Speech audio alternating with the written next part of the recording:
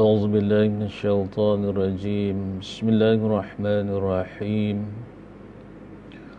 الحمد لله رب العالمين والعاقبة للمتقين ولا عدوان إلا على الظالمين والصلاة والسلام الأتمان الأكملان على حبيبنا المصطفى ورسولنا المجتبى سيدنا ومولانا محمد وعلى آله وصحبه ومن تبعه ونصره وواله وقال رب اشرح لي صدري ويسر لي أمري واحلل عقدة من لساني يفقه قولي سبحانك لا علم لنا إلا ما علمتنا إنك أنت العليم الحكيم ولا حول ولا قوة إلا بالله العلي العظيم وبعد مسلمين مسلمات رحمكم الله السلام عليكم ورحمة الله وبركاته Alhamdulillah, puji dan syukur sama-sama kita panjatkan kehadrat Allah Subhanahu wa taala kerana dengan limpah kurnia, taufik dan hidayahnya memungkinkan pertemuan kita, dan insya-Allah kita akan teruskan perbincangan kita dalam kitab Aqidatun Najin di muka surat 6. Kitab Aqidatun Najin di muka surat 6, yang mana sebelum ini kita telah pun berbincang dalam persoalan yang berkait dengan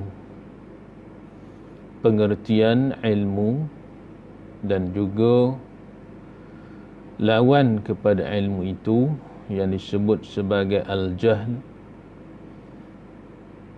tidak tahu, ataupun yang disebut sebagai jahil dengan makna tidak tahu, dan juga perkara-perkara yang menjadi mulhaq kepada kejahilan. Ketidaktahuan itu yang kaitannya, yang berkait dengannya ialah tahap-tahap keyakinan yang tidak mencapai, tahap-tahap yang tidak mencapai darjat yakin, iaitu zan, syak dan juga waham. Itu yang kita telah pun sebutkan ataupun telah dibincangkan sebelum ini. Jadi dari sudut kaitan dengan ilmu juga ada satu perbahasan yang disebutkan dengan taklid. Dan pada kali ini kita teruskan kepada perbincangan berkenaan dengan taklid ataupun yang kita sebut sebagai ikut tanpa dalil. Ada masanya ikut itu yakin, tetapi untuk membuktikan ataupun memberikan dalil tidak ada kemampuan dan sebagainya. Jadi kata pengarang rahimahullah, adapun orang taklid, yakni i'tiqad kepada Allah dan Rasul itu semata-mata ikut perkataan orang jua. Jadi pada kedudukan orang yang bertaklid, dalam istilah yang Arab disebut sebagai muqallid, orang yang bertaklid. Jadi pengarang mengemukakan perkara ini untuk menjelaskan keadaan satu kelompok ada ilmu dan ada keyakinan dan boleh membuktikan dengan dalil, manakala ada kelompok yang ada keyakinan tetapi berdasarkan kepada penerangan ataupun penjelasan orang lain. Dia sendirinya tidak mampu untuk mengemukakan dalil ataupun hujjahnya. Jadi dalam bab taklid ini, taklid dari sudut i'tiqad. Kata pengarang, orang taklid, yakni orang taklid ini yang kita sebut sebagai muqallid, iaitu i'tiqad kepada Allah dan Rasul itu semata-mata ikut perkataan orang, hanya mengikut percakapan ataupun perkataan orang lain berdasarkan kepada cerita orang. Orang menceritakan ataupun orang memberitahu, dan mungkin yang memberitahu, yang menyampaikan itu adalah orang yang diyakini, maka butiran yang disampaikan itu diterima secara yakin meskipun tidak dapat dibuktikan oleh orang yang menerima penjelasan ataupun perkataan tadi. Maka ikut itu tiada dalil.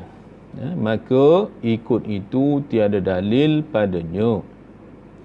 Padahal jazam ia akan taklidnya itu. Orang yang muqallid dengar perkhabaran yang disampaikan kepadanya, dia tidak dapat mengemukakan dalil, tetapi dalam keadaan keyakinannya jazam, putus, yakin, sungguh-sungguh. Maka bersalahan ulama pada sah imannya. Maka bersalahan ulama, ada pandangan dalam menentusahkan keimanan orang yang bertaklid. Maka kata setengah kafir ia, iaitu dhaif. Maka sebahagian ulama menghukumkan muqallid, orang yang bertaklid ini, sebagai kafir. Namun pandangan ini ataupun pendapat ini adalah dhaif, pendapat yang lemah. Sebab pada zahirnya dia hanyalah, muqallid ini ada kelemahan pada mendatangkan hujah, tetapi pada keyakinan sudah pun mencapai darjat yang jazam. Maka nak dikafirkan ia itu adalah perkara yang perlu kepada penelitian, perlu ditilik semula. Jadi apa yang disebutkan hukum kafir ini adalah hukum yang dhaif, yang lemah.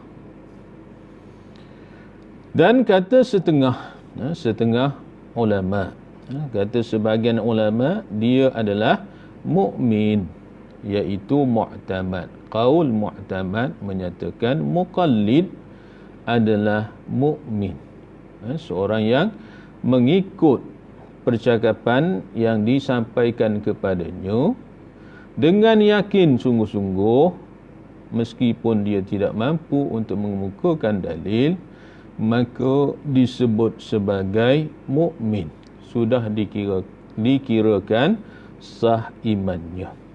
Jadi pada pandangan jumhur dan juga pendapat yang dipegang di kalangan ulama Ahlus Sunnah wal Jamaah ialah iman muqallid adalah sah. Iman muqallid adalah sah mengikut pendapat yang mu'tamad di kalangan ulama. Cuma persoalannya, yang jadi muqallid ini bagaimana pula orangnya? Bagaimana keadaan diri muqallid tadi yang mengikut orang semata-mata, dengar percakapan dan ikut, yakin sungguh-sungguh? Bagaimana keadaan dirinya? Adakah dia berkeupayaan menerima ilmu ataupun tidak? Ada kemudahan untuk dapatkan ilmu ataupun tidak? Jadi persoalannya, iman sah tetapi berdosa ataupun tidak? Berdosa ataupun tidak dalam keadaan dirinya menjadi seorang muqallid tadi. Menjadi seorang muqallid. Kata pengarang, dan adakah berdosa ia atau tiada? Persoalan, adakah muqallid ini disebut seorang yang berdosa, dihukumkan berdosa ataupun tidak? Sebab apa? Sebab tidak dapat mengemukakan dalil. Maka ini yang disebut persoalannya dari sudut dari sudut adakah ianya menjadi kesalahan dan dosa. Adakah berdosa ia ataupun tiada? Maka iaitu baginya tafsil. Maka iaitu baginya tafsil lagi akan datang sebutnya insya-Allah taala. Jadi dari sudut hukum kepada orang yang muqallid itu ada perincian-perinciannya. Jadi secara umum kita akan dapati bahawa yang muqallid tadi kita kena tengok keadaannya dari sudut keupayaan untuk mendapatkan dalil ataupun hujah. Ada kemampuan atau tidak? Adakah ketidakupayaannya untuk dapatkan dalil itu disebabkan kelemahan dirinya yang asal ataupun kerana dia tidak mahu berusaha untuk mendapatkan ilmu bagi menyempurnakan dalil ataupun hujah dalam beriman kepada Allah dan Rasul. Jadi hal ini akan diperincikan pada masa akan datang insya-Allah. Tetapi secara umum kita akan dapati bahawa tadi yang pertama muqallid ada kemampuan ilmu ataupun tidak. Itu yang akan menilai ataupun menentukan dosa ataupun tidaknya. Yang kedua, dari sudut muqallid ini secara sengaja untuk tidak mendapatkan ilmu ataupun memang dia tidak berkeupayaan untuk mendapatkan ilmu. Jadi sekadar tafsil ataupun perincian pada hukumnya dari sudut berdosa atau tidak. Jadi pada umumnya jika dia sengaja tak nak belajar, maka kita kata belajar hukumnya fardu ain dan dia meninggalkan tanggungjawab fardu ain itu adalah sebagai satu dosa. Tetapi memang kalau dia tidak mampu untuk belajar, memang tidak berkeupayaan dari sudut akalnya untuk belajar, maka dia tidak dituntut dengan tuntutan tersebut, maka tidaklah dikira sebagai berdosa. Baik, muslimin muslimat sekalian, seterusnya ketahui olehmu bahawa sebab mendatang dapat ilmu yang baharu itu 3 perkara. Sebab untuk memperoleh ilmu, faktor yang membawa kepada dapat ilmu. Sebab itu pengarang belum lagi menjelaskan hukum muqallid ini kerana melihat kepada faktor asal. Sebelum ini kita berbincang berkenaan dengan ilmu, pengertiannya, kedudukannya, lawan kepada sifat-sifat ilmu tadi. Maka bagaimana untuk memperoleh ilmu? Maka kata pengarang ada 3 perkara yang menyebabkan seseorang itu dapat ilmu. Pertama, khabar yang sadiq, iaitu khabar Allah Ta'ala dan khabar Rasulullah dan khabar mutawatir. Sekira-kira sampai bilangan yang banyak yang tiada tasawur pada akal muafakat oleh mereka itu atas dusta.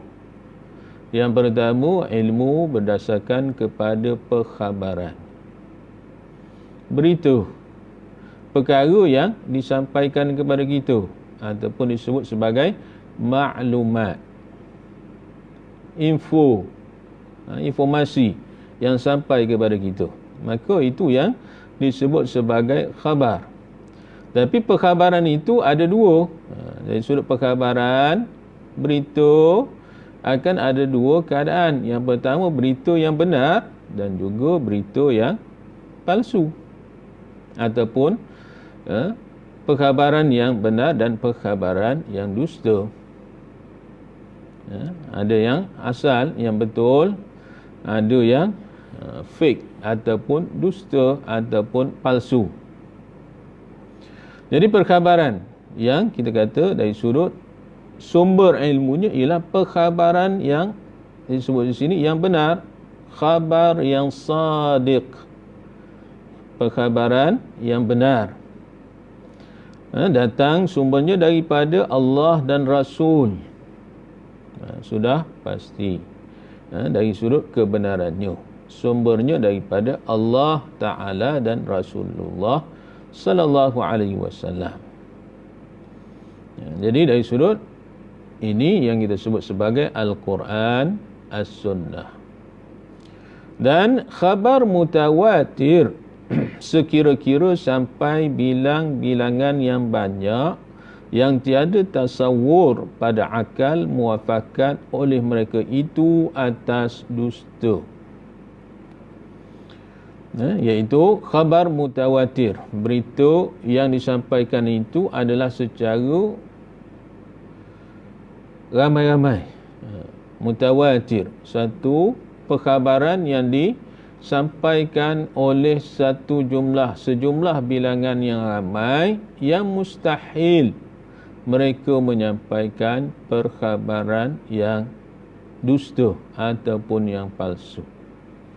Jadi dari sudut penelitian, orang yang menyampaikan berita di kalangan orang yang disebut mutawatir ini diteliti sebaiknya untuk mengesahkan berita yang ataupun perkhabaran yang disampaikan. Yang pertama, sumber ilmu itu ialah khabar yang sadiq. Sama ada daripada kitabullah, sunnah Rasulullah, ataupun perkhabaran ataupun maklumat yang disampaikan secara mutawatir, secara pasti, yang disampaikan oleh sebilangan ramai yang mustahil mereka itu berpakat untuk berbohong. Yang kedua, sumber ilmu juga ialah akal. Jadi perkara yang menghasilkan, mendatangkan ilmu ialah akal. Dan pengarang menyatakan akal ini akal ghariziyah, secara asasnya, yang fitrahnya diciptakan secara akal yang kita kata akal yang sempurna. Akal yang sempurna, akal yang sentiasa mencari kebenaran, dan bukan akal yang dikuasai oleh nafsu yang berusaha berfikir untuk memenuhi kehendak nafsu semata-mata. Tetapi akal yang kita ada untuk bersifat, yang akal yang ada ini bersifat secara asal mencari sesuatu yang benar untuk memenuhi keperluan fitrah. Kita akan berfikir untuk memenuhi tuntutan diri kita yang biasanya ada satu sifat yang disebut sebagai sifat ingin tahu. Ingin tahu, sifat ingin tahu ini yang mana diusahakan dari sudut akalnya untuk mengetahui dengan secara biasa, secara fitrah. Jadi akal yang sempurna, akal yang bertujuan mencari hakikat ataupun kebenaran sesuatu, dan keinginan untuk mengetahuinya menjadi suatu fitrah kepada manusia. Dan ketiga, jadi yang kedua akal, yang pertama khabar sadiq, yang kedua akal, dan yang ketiga segala panca indera yang lima yang sejahtera. Panca indera yang lima, indera itu pun dah maknanya lima. Panca itu maknanya lima indera.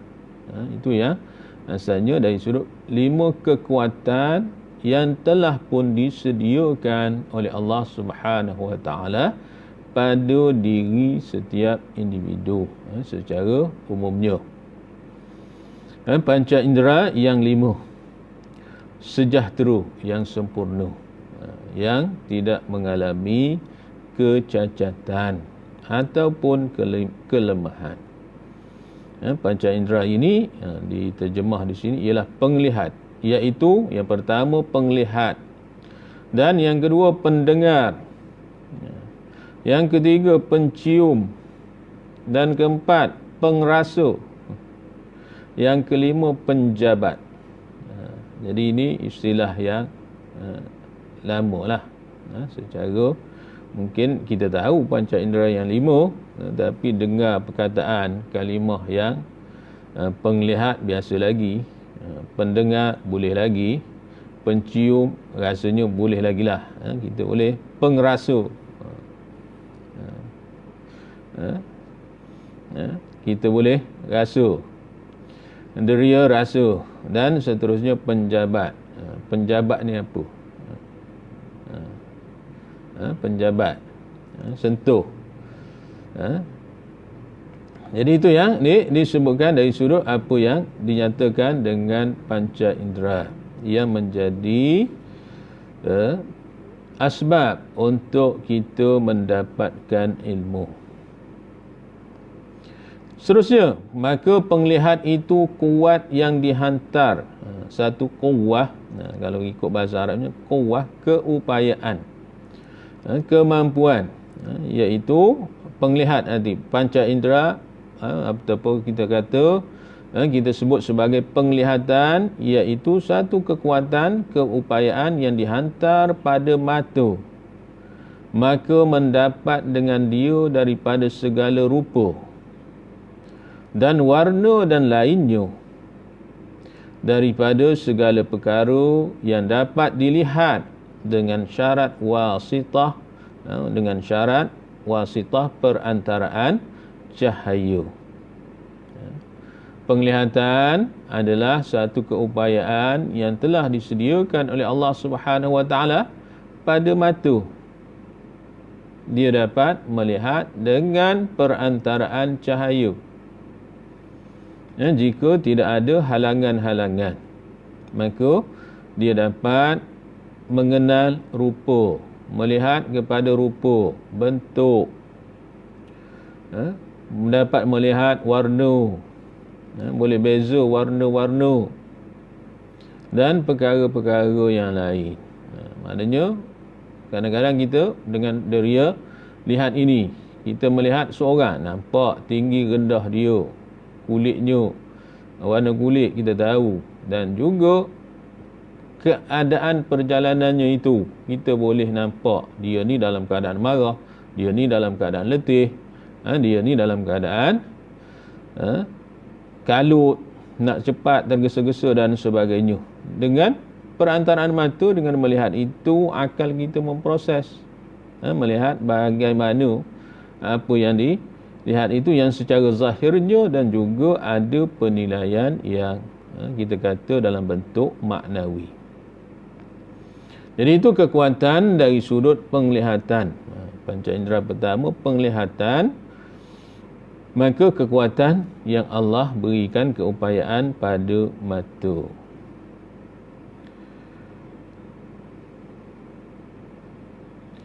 Baik, yang seterusnya,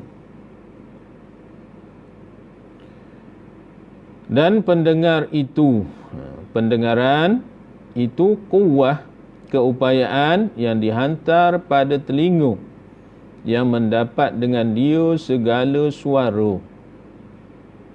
Keupayaan mendengar. Alat yang Allah sediakan kepada kita ialah telinga yang berfungsi dengan baik, maka ada keupayaan untuk mendengar segala suara. Dan suara ini ada yang boleh difahami, ada yang tidak boleh difahami. Dengarnya dengan kuat, dengan yang sederhana, dengar dengan suara yang rendah dan sebagainya.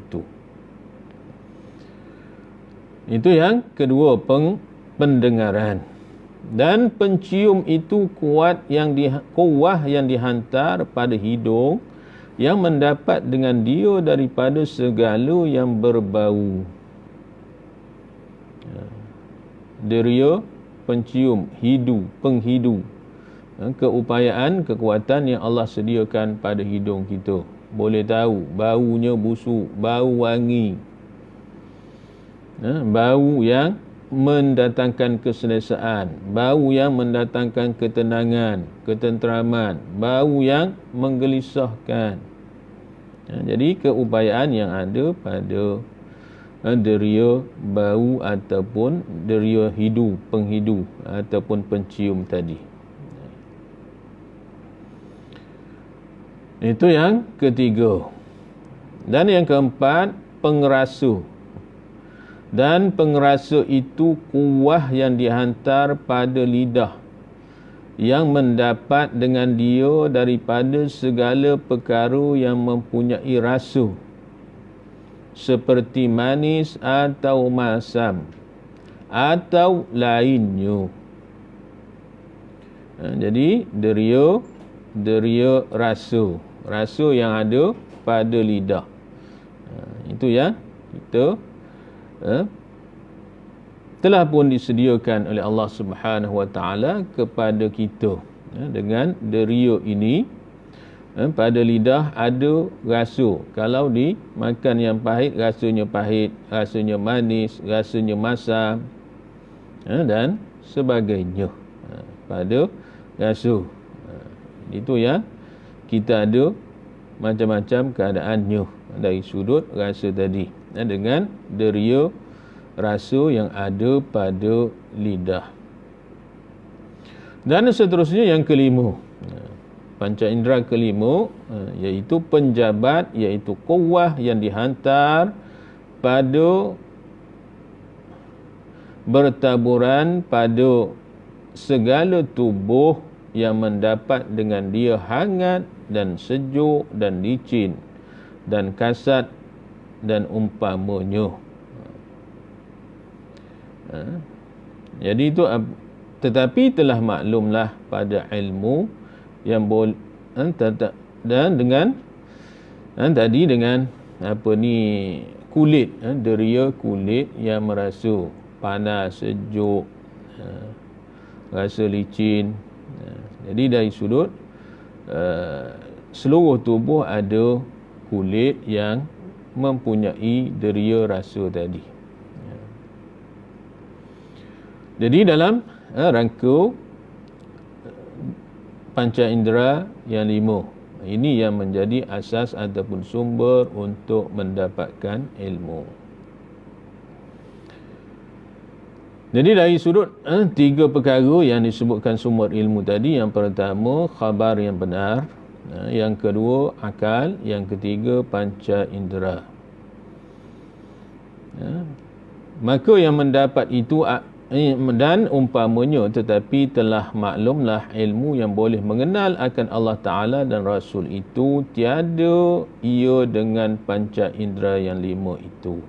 Jadi tetapi kita kata ada panca indera, ada deria pada diri kita ini, tapi deria ini pastinya tidak boleh menanggapi ilmu yang boleh sampai kepada mengenal Allah Subhanahu Wa Taala dan juga mengetahui tentang Rasulullah. Jadi dari sudut panca indera semata-mata, maka pasti tidak dapat sampai ke tahap ma'rifah dalam istilah ilmu tauhidnya. Jadi dengan perkara-perkara panca indera ini ada asas untuk kehidupan yang biasa. Tetapi cabangan daripada gabungan panca indera, akal dan juga wahyu akan menghasilkan ilmu yang mantap, ilmu yang teguh, yang kukuh. Jadi pengarang menyatakan, tetapi telah maklumlah ilmu yang boleh mengenal akan Allah Ta'ala dan Rasulullah itu tiada ia dengan panca indera yang lima itu. Jadi panca indera yang lima pasti semata-mata tidak akan dapat mencapai ma'rifah. Maka yang mendapat itu ada kalanya dengan syara' atau dengan akal yang sahih. Maka yang dapat maklumat yang benar ataupun ma'rifah yang sebenar itu dengan syara'. Syara' ini sama ada daripada Allah ataupun daripada Rasulullah. Itu dari sudut penghasilan ataupun sampai kepada tahap ma'rifah. Atau dengan akal yang sahih, dengan akal yang benar. Sebahagian kelompok yang menetapkan bahawa dengan akal saja seseorang itu mampu berkeupayaan untuk mengenal Allah Subhanahu wa taala.